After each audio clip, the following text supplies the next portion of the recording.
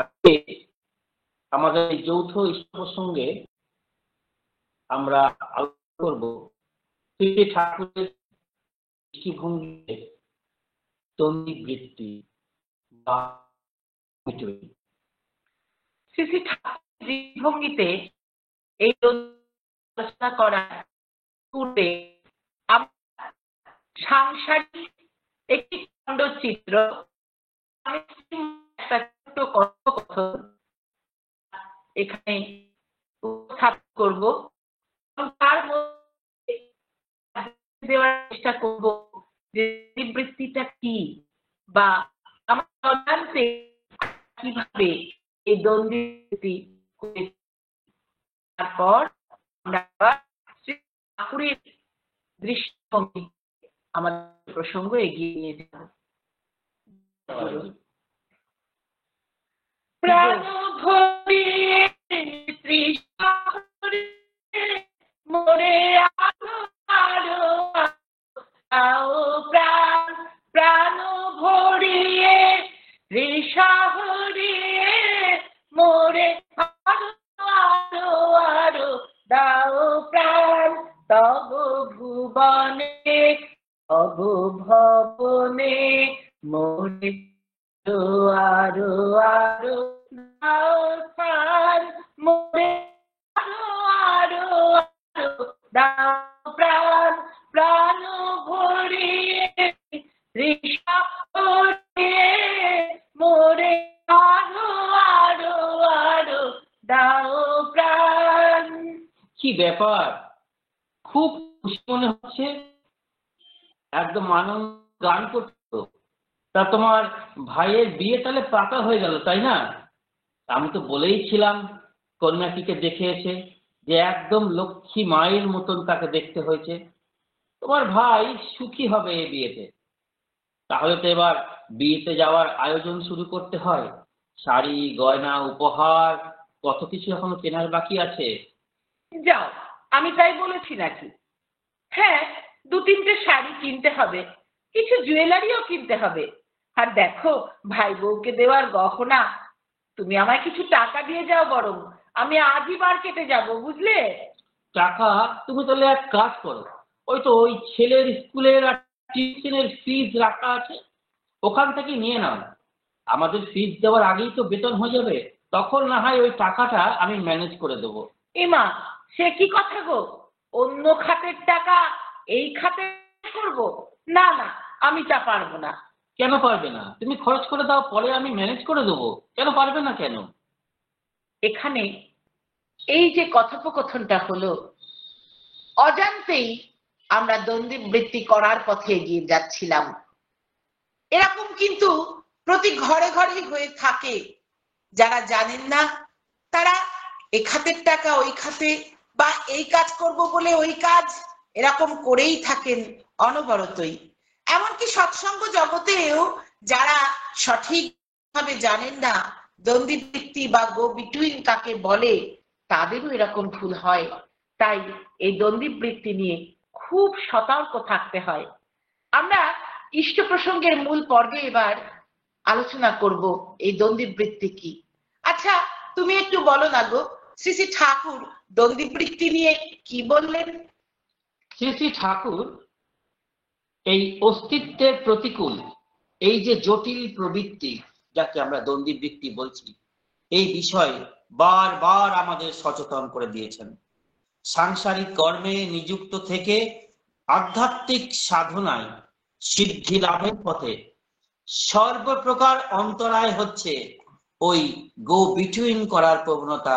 এ কথা আমাদের ঠাকুর বারবার বলে দিয়ে গেছেন। শ্রী শ্রী ঠাকুর বললেন, গো বিটুইন বা দ্বন্দ্ববৃত্তি কথার অর্থ কথার বা দায়িত্বের অপলাপ। কোনো কাজ করার কথা ভেবে তা না করাটাও দ্বন্দ্ববৃত্তি। কোন কাজ করা উচিত বা উচিত নয় ক্রমাগত এই যে সিদ্ধান্তহীনতায় ভোগা, দোলাচল চিত্ত, এটাও কিন্তু দ্বন্দ্ববৃত্তির একটা অন্যতম প্রকাশ।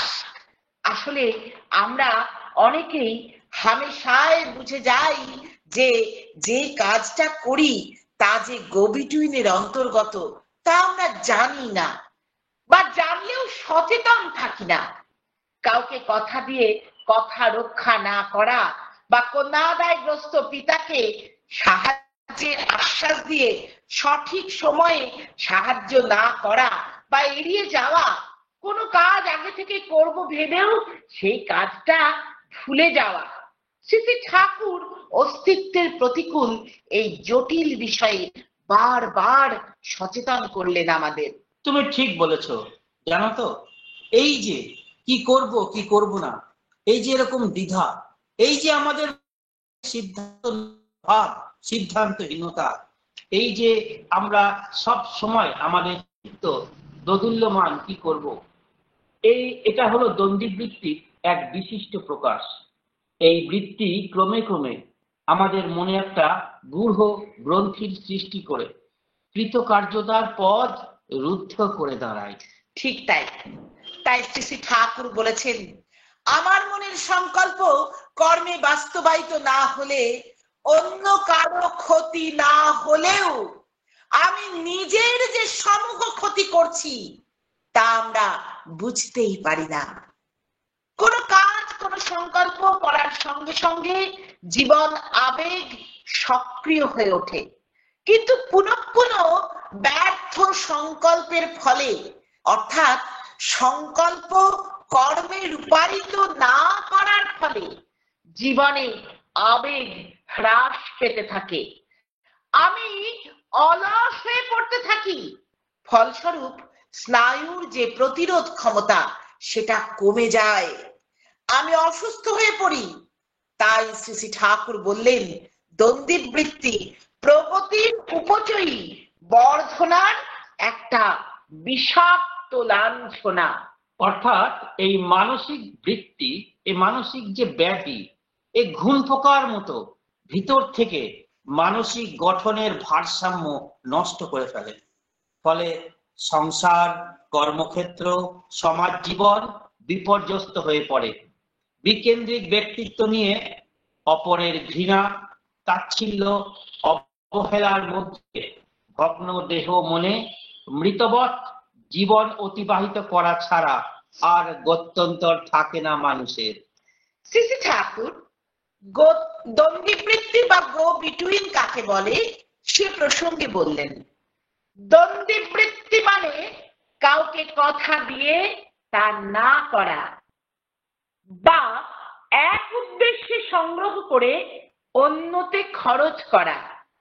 এই অভ্যাস লাভপ্রদ যাই করতে যাওয়া যাক, তার ভিতর এমন ভাব সৃষ্টি করে দাঁড়ায় যাতে বঞ্চিত হওয়া ছাড়া আর পথই থাকে না। তাই শ্রী ঠাকুর আরো বলছেন, কথা দিলেই করতে হবে, নিশ্চয়ই জানিস মনে, না পারলে তুই বুঝিয়ে তারে জানাবি সেই ক্ষণেই। এই প্রসঙ্গে শ্রী ঠাকুরের একটা গল্প তোমাকে বলি। হ্যাঁ হ্যাঁ, বলো তো শুনি। একদিন একজন দৈন্য পীড়িত ব্যক্তি শ্রী ঠাকুরের কাছে কিছু অর্থ সাহায্য চাইলেন। শ্রী ঠাকুর সেই প্রার্থনা শুনে তার নিত্য সেবকদের কয়েকজনকে সেই অর্থ সংগ্রহ করে আনার নির্দেশ দিলেন। বেশ কিছু সময় অতিবাহিত হয়ে গেল, তবুও ওই সেবক বৃন্দ টাকা নিয়ে ফিরে আসছেন না। শ্রী ঠাকুর উদ্গ্রীব উৎকণ্ঠায় অপেক্ষা করতে থাকলেন। তার স্নান আহারের সময় উত্তীর্ণ হয়ে গেল, কিন্তু শ্রী ঠাকুর স্নান আহার ত্যাগ করে কতক্ষণ অপেক্ষা করবেন গো? কতক্ষণে টাকা নিয়ে আসবেন সেই সেবকেরা, সেই ভক্তবৃন্দেরা? তার কি কোনো ঠিক আছে? শ্রী ঠাকুরের স্নান খাওয়া করে নেওয়াই তো প্রয়োজন। ঠিকই, তোমার এই কথাই জনৈক বর্ষীয়সী মা শ্রী ঠাকুরকে বললেন, যিনি ঠাকুরের সন্নিকটে ছিলেন। বললেন, কতক্ষণে টাকা নিয়ে আসবে তার ঠিক নাই, তুমি বরং খেয়ে নাও। শ্রী ঠাকুর তার কথা শুনে কি বললেন জানো? কি বললেন গো? তিনি বললেন, মুখে কিছু না বললেও আমি ভেবেছি খাবার আগে টাকা দেব, তাই টাকা না দিয়ে উঠি কি করে। আচরণ সিদ্ধ ব্যক্তিত্ব তিনি। আমাদের যে আচরণ করে শিখিয়ে দেন কেমন চলনায় আমাদের চলা লাগে। পরম পুরুষ শ্রী শ্রী রামকৃষ্ণ দেবের জীবনেও এই সংকল্পকে কর্মে ফুটিয়ে তোলার তেজদীপ্ত আগ্রহ ছিল।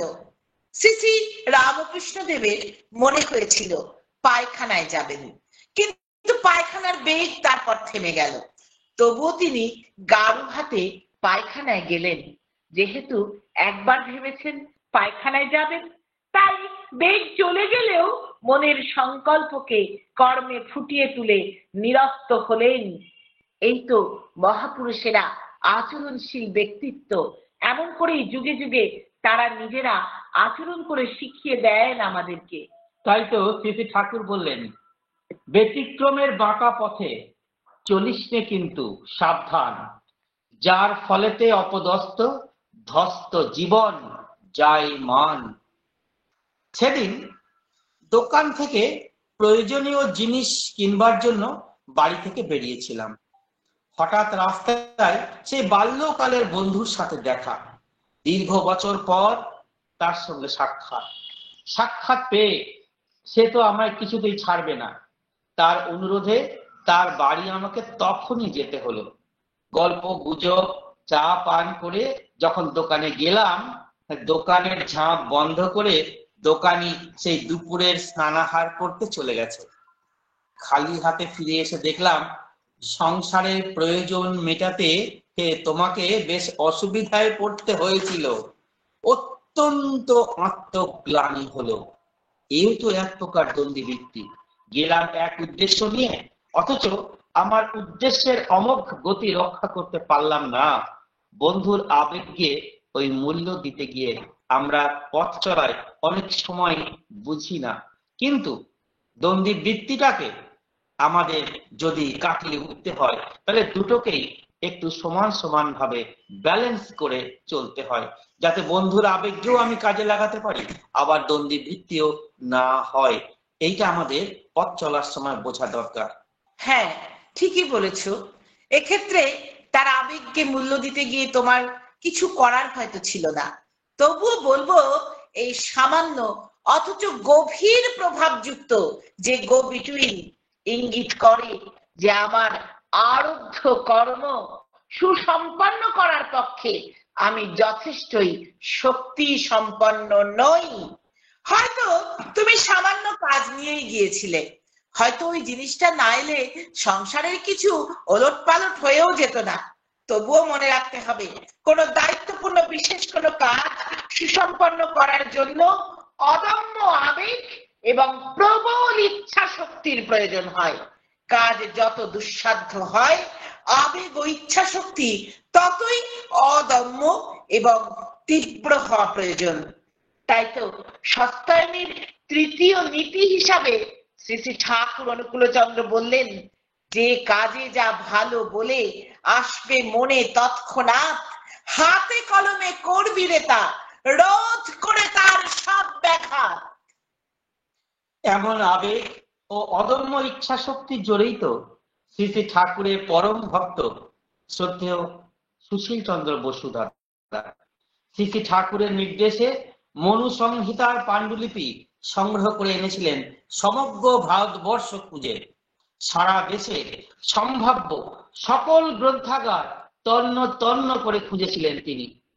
অবিশ্বাস্য চমকপ্রদ সেই রহস্য কাহিনীর মতো রোমাঞ্চকর রোমহর্ষক ভাবে তিনি অবশেষে তা সংগ্রহ করেছিলেন কাশ্মীরের মহারাজার গ্রন্থাগার থেকে। সে এক দীর্ঘ লোমহর্ষক কাহিনী, কিন্তু শ্রী শ্রী ঠাকুরের নির্দেশ পালনের উদ্দেশ্য নিয়ে সংকল্প করেছিলেন বলেই সমস্ত প্রতিকূলতাকে রোধ করে লক্ষ্যে অবিচল থেকে তিনি সেই কাজটি করেছিলেন, এবং এইভাবেই এই কাজটিকে সুসম্পন্ন করার মধ্যে দিয়েই তিনি দ্বন্দ্ববৃত্তিকে এড়াতে পেরেছিলেন। অথচ দেখো, চরিত্রে গো বিটুইনের অভ্যাস থাকলে কিন্তু এই আবেগ ও ইচ্ছা শক্তি উভয়ই ক্ষীণ এবং দুর্বল হয়ে পড়ত। আমরা অনেক সময় বুঝি না যে আমরা গো বিটুইন করে ফেলছি। ঠিক যেমন প্রথম কথোপকথনটাতে আমরা একটা ছোট্ট উদাহরণ দেওয়ার চেষ্টা করলাম, কিন্তু জানি না বা বুঝি না বলে তার প্রতিক্রিয়ার যে কুফল থেকে আমরা কিন্তু রক্ষা পাই না, সেই কুফল আমাদের বঞ্চিত করে না। না জেনে আগুনে হাঁকি তার দাহিকা শক্তি হাতের উপরে প্রয়োগ করা ভুলে যায়। একজন 6 মাসের শিশুও যদি তার অজ্ঞানতা স্বরূপ, তার অভিজ্ঞতার অজ্ঞানতা স্বরূপ আগুনে হাত দেয়, তবুও যেমন তার হাত পড়ে, তেমনি না জেনেও গো বিটুইন করলে তার প্রভাব কিন্তু আমাদের উপর পড়ে, তা কখনো যায় না। সেই জন্যই এই প্রবৃত্তিকে প্রতিরোধ করার একমাত্র উপায় কোনোভাবেই এই প্রবৃত্তিকে প্রশ্রয় না দেওয়া। কাউকে কোনো কথা দিলে বা কোনো দায়িত্ব নিলে অথবা কোনো ভালো কিছু করার কথা ভেবে থাকলে যত কষ্টই হোক, যত অসুবিধাই হোক, দৃঢ়ভাবে তা পালন করতেই হয়। তা না হলে কিন্তু এই দ্বন্দ্ববৃত্তি নামক এই যে কুপ্রবৃত্তি, এ কিন্তু আমাদের পেয়ে বসে। বললেন দ্বন্দ্বাত্মিক চলনে যারা চলে তারা ব্যাধিচারকেই আচার বলে ধরে নেয়। ঝোঁকের মাথায় বা সাময়িক আবেগের বশে কাউকে কোনো কথা দিয়ে না ফেলে ভালোভাবে ভেবে বুঝে শুনে দেখা দরকার যে সে কথা রাখার বা দায়িত্ব পালনের সামর্থ্য আমার আছে কিনা। যে কথা রাখা দুঃসাধ্য তেমন কথা দিয়ে নিঃসংকোচে নিজের অক্ষমতাকে স্বীকার করা ভালো। ওর মুখ এড়াতে পারলাম না বা ওকে না বলতে পারি না, এগুলো একদম প্রশ্রয় দেওয়া উচিত নয়, কারণ এগুলি হলো দ্বন্দ্ববৃত্তির প্রথম সোপান। আমরা নিজের অপারগতাকে জেনেও, কথার খেলাফ হবে জেনেও যদি ওর কথা এড়াতে পারি না, ওকে না বলতে পারি না, এই সমস্ত ভেবে কথা দিয়ে আর কথাটা পালন না করি, তবে কিন্তু তা বড়ই অনুচিত কাজ হবে। এভাবে সচেতন থেকে দায়িত্বের অপলাপ না করে সব কিছুকে আমরা যদি সঠিকভাবে পালন করি, কি করব কি করব না, কোথায় যাব না, এই যে দুরকম ভাব এর মধ্যে না গিয়ে ইষ্টকেন্দ্রিক দৃঢ় সুনিষ্ঠ চলনে চললে অস্তিত্বঘাতী এই বৃত্তির হাত থেকে রক্ষা পাওয়া যায় এই মানসিক ব্যাধি থেকে। সেদিন প্রবীণ এক ভক্ত দাদার মুখে শুনলাম শ্রী শ্রী ঠাকুরের বাল্য জীবনের এক গল্প। হ্যাঁ, বলো না গো সেই গল্পটা। শ্রী শ্রী ঠাকুর তখন খুবই ছোট বালক। তার দিদিমা তার 2 হাতে 2টি তামার পয়সা দিয়ে বললেন 1 পয়সার পান আর 1 পয়সার চুন কিনে আনতে। হ্যাঁ হ্যাঁ, এই গল্পটা না আমিও পড়েছি জানো, শ্রী শ্রী ঠাকুরেরই কোনো বইতে। গ্রাম্য হাটের পথে যেতে যেতে 2 হাতের 2টি পয়সা একসাথে মিশে যায়। বালক অনুকূলচন্দ্র তখন পড়লেন মহা সংকটে। কোন পয়সার পান আর কোন পয়সার চুন কিনতে হবে তা তো আর বালক ঠাকুর ঠাকুর করতে পারছেন না। 2টি পয়সার আকার, আয়তন এবং রং একই। তখন তিনি ঘরে ফিরে এলেন। কাঁদো কাঁদো ভাবে দিদিমাকে জিজ্ঞাসা করলেন, ও দিদিমা, পয়সা 2টি মিশে গেছে, কোন পয়সার পান আর কোন পয়সার চুন কিনতে হবে তার বুঝতে পারছি না। দিদিমা মনে মনে ভাবলেন তার নাতিটা বোকা নাকি। অথচ শ্রী শ্রী ঠাকুরের জীবনীকারগণ এই ঘটনাকে লক্ষ্য করেছেন। তারা বলছেন শ্রী শ্রী ঠাকুর তার জীবন দর্শনে মানুষের অবশ্য পালনীয় হিসাবে যা যা নির্দেশ করে গেছেন তার প্রত্যেকটি নীতি তিনি স্বয়ং শিশুকাল থেকেই তার জীবনে পরিপালন করেছেন। এই ঘটনা কিন্তু তার প্রমাণ। তিনি বুঝিয়ে দিয়েছেন আচরণ করে। তিনি বলেছেন তারপরে ব্যতিক্রমী চলন বলন, যেথায় যেটা নয় গো ঠিক, তেমন তর চলা বলায় হারিয়ে ফেলবে চলার দিক। সেদিনের একটা ঘটনার কথা তোমায় বলি। ওই যে যেদিন ট্রেনে করে দেওঘর যাচ্ছিলাম, এক দাদা দেওঘর যাব শুনে সেখান থেকে শ্রী শ্রী ঠাকুরের দুটি বই আর ধুতি পাঞ্জাবি কিনে আনার জন্য আমাকে নগদ বেশ কিছু টাকা দিলেন। টাকাটা সাবধানে পকেটে রেখে রওনা হলাম। আসানসোল এসে দেখছি খুব সুন্দর একটি জিনিস বিক্রি হচ্ছে, যেটা আমাদের এদিকে কোথাও পাওয়া যায় না। কেনার জন্য ভীষণ আকুল হয়ে পড়লাম। ভাবলাম ওই দাদার টাকাটি দিয়ে কিনে নি, এরপর যখন ট্রেনে করে দেওঘর পৌঁছে যাব, ওই এটিএম থেকে সেই টাকাটি আবার পাঞ্জাবি কিনে নেব। তারপরে মন সচেতন হলো, না না, এও তো এক প্রকার গোবিটির হবে, এ কাজ তো করা ঠিক নয়। তাই সেই জিনিসটি কেনা বন্ধ রেখে আমি সেই যে খাতে টাকাটি দিয়েছিলেন সেই দাদা, আমি সেই খাতেই সেটি খরচা করলাম। ভাগ্যিস তোমার এই শুভ বুদ্ধির উদয় হয়েছিল সে সময়। শ্রী শ্রী ঠাকুর এই যে গো বিটুইন বা দ্বন্দ্বী বৃত্তি, এই দুই প্রকার গো বিটুইনের বিরুদ্ধে সতর্ক করে দিয়ে তাই বললেন, যার কাছ থেকে যা নাও, যা বলে বা যারা তোমাকে দিয়ে থাকে যে জন্যে, তা দিয়ে তাই করো। তা না করে অন্য প্রকারে তা খরচ করলে অবিশ্বস্তি খুন পোকার মতো তোমার চরিত্র খেয়ে ফেলবে। তুমি একটা অন্তঃসার শূন্য বেল্লিক হয়ে উঠবে। সাবধান। কিন্তু মানুষের জীবনে এই গো বিটুইন করবার প্রবণতার ফল সম্বন্ধে শ্রী শ্রী ঠাকুর খুব শঙ্কিত ছিলেন। তাই তো তিনি বললেন, গো বিটুইন বা দ্বন্দ্বীবৃত্তি অর্থাৎ কথা বা দায়িত্বের খেলাপ সাংঘাতিক জিনিস। ওটা একেবারে ঘুর পোকার মতো ভিতর থেকে খেয়ে ফেলে, কোনো চেষ্টার পূর্ণ ফল দিতে দেয় না। যজন যাজন ইষ্টভৃতি সস্তায়নী করছো, আবার গো বিটুইনও আছে, তাতে যজন যাজন ইষ্টভৃতি সস্তায়নীর ফল পাবে, কিন্তু গো বিটুইনে তা অনেকখানি নষ্ট করে দেবে। 16 আনার জায়গায় হয়তো 7 আনা ফল পাবে। সব পেয়েও মানুষ সর্বহারার পথে যায় এই দ্বন্দ্বীবৃত্তির ফলে। তার সব সাধনা, সব তপস্যা ব্যর্থ হয়। যে উন্নয়ন তার জীবনে এসেছিল গো বিটুইন, তাকে সেই অবনয়নের পথে ঠেলে দেয়। 16 আনার জায়গায় মাত্র 7 আনা পাওয়া যায় গো বিটুইন করলে। আচ্ছা, তুমি সেই গল্পটা জানো? শ্রী শ্রী ঠাকুর, জগদীশ্বর, জগৎ পালক, সর্ব ঐশ্বর্যের আধার, আমার পরম দয়াল শ্রী শ্রী ঠাকুর এক দাদাকে এই দ্বন্দ্বীবৃত্তির হাত থেকে রক্ষা করার জন্য কিভাবে তিনি সেই রাজ ভিখারি হয়ে তার কাছ থেকে অর্থ চেয়েছিলেন। হ্যাঁ হ্যাঁ, সেই গল্পটা, ওই যে দাদা ওই 15 টাকা প্রণামী দেবেন সংকল্প করে শ্রী শ্রী ঠাকুরের শ্রীচরণে 10 টাকা প্রণামী দিয়েছিলেন। হ্যাঁ, আমি তোমাকে বিস্তারিত বলি গল্পটা।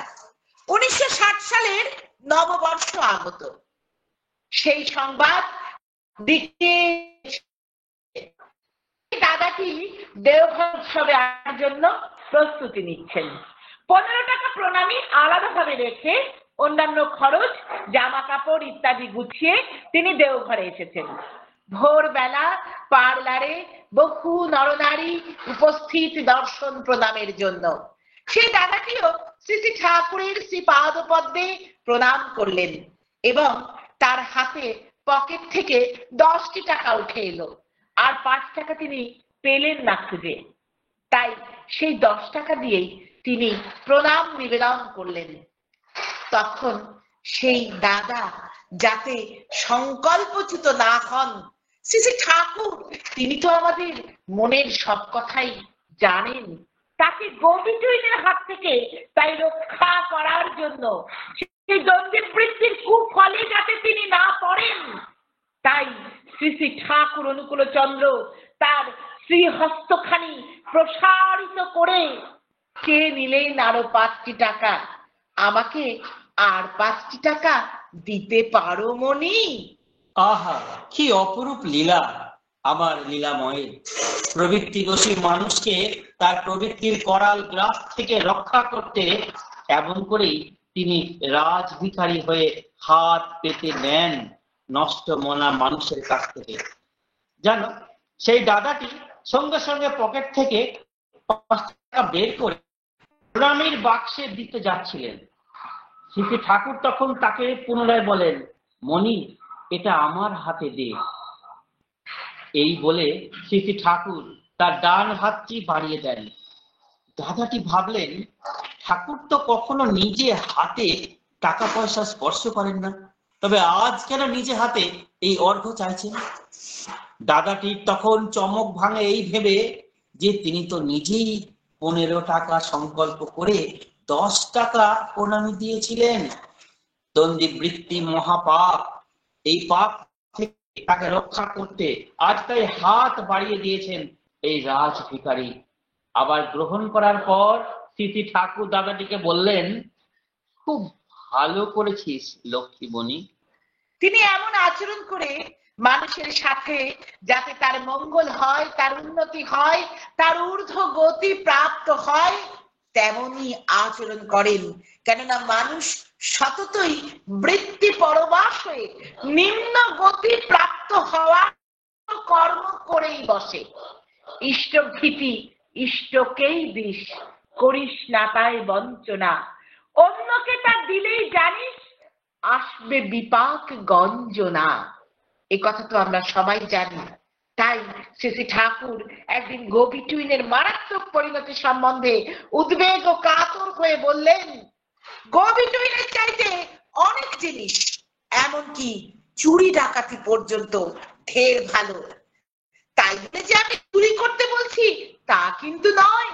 আমার মনে হয় ডাকাতির অভ্যাস থেকে একটা মানুষ যত সহজে রেহাই পেতে পারে, গোবিটুইনের অভ্যাস থেকে রেহাই পাওয়া তার থেকে অনেক দুষ্কর। গোবিটুইন ছাড়তে গেলে আগের গোবিটুইন চেপে ধরে, তখন খুব শক্ত না হলে পারা মুশকিল।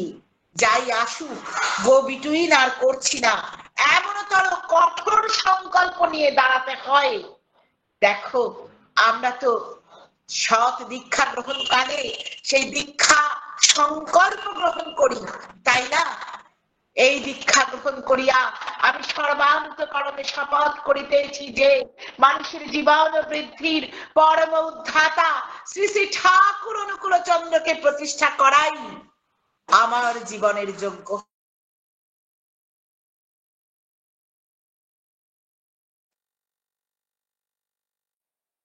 করতে পারি। আমরা কি গুরু ভ্রাতার আপদে বিপদে যথাসাধ্য অর্থ বাক ও বাস্তব কর্মে সাহায্য করে তাদের আপদ মুক্তির চেষ্টা করি? হয়তো সব সময় করি না। তাই তো কবিও বললেন, সংকল্প করেছো যাহা সাধন করো হে তাহা, রত হয়ে নিজ নিজ কাজে। শ্রী ঠাকুরের এই কথাগুলি আমাদের প্রত্যেকে বিশেষভাবে মেনে চলা লাগে। কারণ শ্রী ঠাকুর তার সমগ্র সাহিত্য পরিসরে যা বলেছেন তা থেকে মনে হয় গো বিটুইন মানুষের সত্তার পক্ষে, বিশেষ করে আত্মিক স্বাস্থ্যের পক্ষে একটি ক্ষয় রোগ বিশেষ। ক্ষয় রোগ যেমন মানুষের দৈহিক স্বাস্থ্যকে দিন দিন ক্ষয় করে ফেলে, গো বিটুইন তেমনি মানুষের যে আত্মিক স্বাস্থ্য তাকে ক্ষীণ করে তোলে। সে জীবনে কোনো কাজেই আর কৃতকার্যতা লাভ করতে পারে না। নানা ভাবে নানা প্রসঙ্গে শ্রী শ্রী ঠাকুর গো বিটুইন করা থেকে তাই সাবধান করে দিলেন। তিনি সাবধান বাণী দিলেন। তিনি বললেন, গো বিটুইনের মতো পাপ আর নাই। এই পাপ ঘুণ পোকার মতো চরিত্রকে খেয়ে ফেলে। তিনি আরো এক জায়গায় বললেন, গো বিটুইন অসম্ভব ব্যাপার। এতে ট্রেচারির ভিডিওর অর্থাৎ বিশ্বাসঘাতকতার 7টি রং এখানে রয়েছে। আর যা হোক, গো বিটুইন ধর্ম রাজ্যের জিনিস নয়। গো বিটুইন যারা আছে সত্তা পোষণী উপচয়ী চলনার ব্যাপারে, বিশেষ করে পার্সোনাল প্রফিট বা ব্যক্তিগত লাভ হতে পারে এমন কোন কাজের বেলায় সে ব্লান্ডারিং মুভ অর্থাৎ ভুল চাল চালবেই, হয়তো সেই মুহূর্তে শ্রী ঠাকুর বলছেন হয়তো সেই মুহূর্তে তার হাগা চেপে যাবে। তাই তো গো বিটুইনের সাংঘাতিক কুফল রোধ করার উদ্দেশ্যে সৎসঙ্গের তৎকালীন সভাপতি এবং ঋত্বিকাচার্য কৃষ্ণপ্রসন্ন ভট্টাচার্য মহোদয় শ্রী শ্রী ঠাকুরের শ্রীচরণে নিবেদন করেছিলেন, গো বিটুইনের কি কোনো প্রায়শ্চিত্ত নেই গো? গো বিটুইন না করা ছাড়া প্রায়শ্চিত্ত দেখি না। এটি বললেন শ্রদ্ধেয় কেষ্টদা শ্রী শ্রী ঠাকুরের শ্রীচরণে। ঠাকুর উত্তরে বললেন, দেখি না তো, খুঁজে দেখবেন তো পান নাকি? শোনেননি এমন ভূত আছে যা ওঝা মানে না? এও সেই রকম। শর্টকাট অর্থাৎ সহজ প্রায়শ্চিত্ত আছে বলে তো মনে হয় না। এ যে কি সর্বনেশে জিনিস, ইহকাল পরকাল ঝড়ঝড় করে দিয়ে চলে যায়, চরিত্রের এক রত্তি বল থাকে না। তাই তো মানুষের যে স্পিরিচুয়াল বিং অর্থাৎ আধ্যাত্মিক সত্তা, তার ক্ষয় নিরোধ করবার একমাত্র উপায় হিসাবে শ্রী শ্রী ঠাকুর ইষ্টভৃতি যথাযথভাবে পরিপালনের সাথে সস্তায়নী ব্রত উদযাপনের প্রশংসায় পঞ্চমুখে বর্ণনা করতেন। সস্তায়নী ব্রত মানুষকে সুস্থ ও সুন্দরভাবে বাঁচিয়ে রাখে এবং বেড়ে ওঠার পথে এগিয়ে নিয়ে যায়। এ এক অদ্ভুত জিনিস। তিনি বলতেন, যারা সুকেন্দ্রিক নয় তারাই দ্বন্দ্বিত আনতি সম্পন্ন। তাই এক আদর্শে কেন্দ্রায়িত হতে হয়, মনে দ্বিধা দ্বন্দ্বের স্থান দিতে নেই। এক আদেশে চলে যারা, তাদের নিয়েই সমাজ গড়া। অথচ আমরা বলি, যেন তোমায় ভালোবাসি প্রভু। এই যে যেন বলছি, এখানেই তো রয়েছে গলদ। শ্রী শ্রী ঠাকুর বললেন, তোমার প্রতি মন যেন বয়, তোমায় যেন বাসি ভালো, দ্বন্দ্ব বিফুরে প্রার্থনার অন্তরেতে নায়ের কালো। আমি ভালোবাসতে চাই না, এই নায়ের কালো রয়েছে বলেই আমি যেন বলি। আসলে আমাদের যে কর্ম তা কিন্তু আমরা বুঝি, তাও আমরা তেমনতর ভাবে করি। আমরা করি না, করাই ফাঁক রেখে দিই, তাই যেন বলি। ঠিকই তাই। এই দ্বন্দ্ববৃত্তি আমাদের কনভিকশন বা প্রত্যয় বলে কোনো জিনিসকেই আমাদের ভিতরে থাকতে দেয় না। সস্তনীর যে ব্রত যে জীবন বৃদ্ধি সুনিশ্চিত পাথেও, সে সম্বন্ধে শ্রী শ্রী ঠাকুর দৃঢ় করে বললেন, সস্তয়নী যে জন করে জীবন বৃদ্ধি তারই ফলে। ধর্ম যাকে বাহন হয়ে তার বাঁচা বাড়ার উন্নয়নে মহাজ্যোতি বিকিরণে অন্তরায় করেই চুরমার। আর সস্তায়নীর 5টি নীতি, বিশেষত দ্বিতীয় নীতি পরিপালন করে চললে তো আমাদের গো বিটুইন রূপ প্রবৃত্তি বশী মায়াজাল থেকে আমরা সহজেই মুক্ত থাকতে পারবো। কারণ তাহলে আমরা নিজের বৃত্তি প্রবৃত্তিগুলিকে নিরোধ না করে প্রবৃত্তির চাহিদা ও প্রয়োজনগুলিকে সর্বদা সুউন্নত এবং সম্বেগশালী করত ইষ্ট প্রতিষ্ঠাপন্ন করে চালিত করব। কারণ প্রিয় পরমের প্রতি ভালোবাসা হচ্ছে নিয়ন্ত্রণী বলগা, যা মানুষকে প্রবৃত্তি প্রলুব্ধি থেকে রক্ষা করে।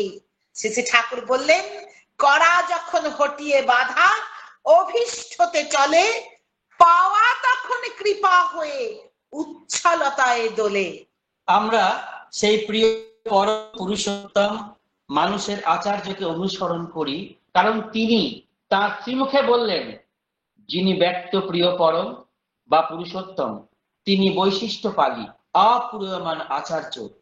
প্রীতি প্লাবন যিনি, তিনি মানুষের পরম উদ্ধাতা, তিনি পথ, তিনি সত্য, তিনি জীবনালোক।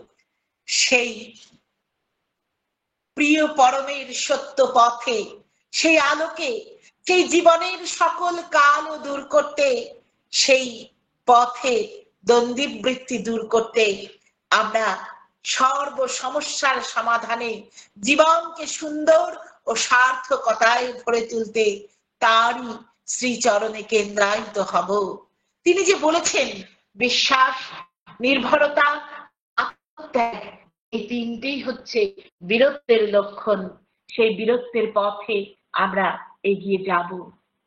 আরো আলো, আরো আলো মোর নয়নে প্রভু ঢালো, সুরে সুরে বাঁশি পুরে তুমি আরো আরো আরো দাও টান, মোরে আরো আরো আরো দাও প্রাণ, প্রাণ ভরিয়ে দিশা হরিয়ে মোরে আরো আরো আরো দাও প্রাণ। জয় গুরু দাদা। জয় গুরু। আমাদের ইষ্ট প্রসঙ্গ এখানেই শেষ হলো। জয় গুরু।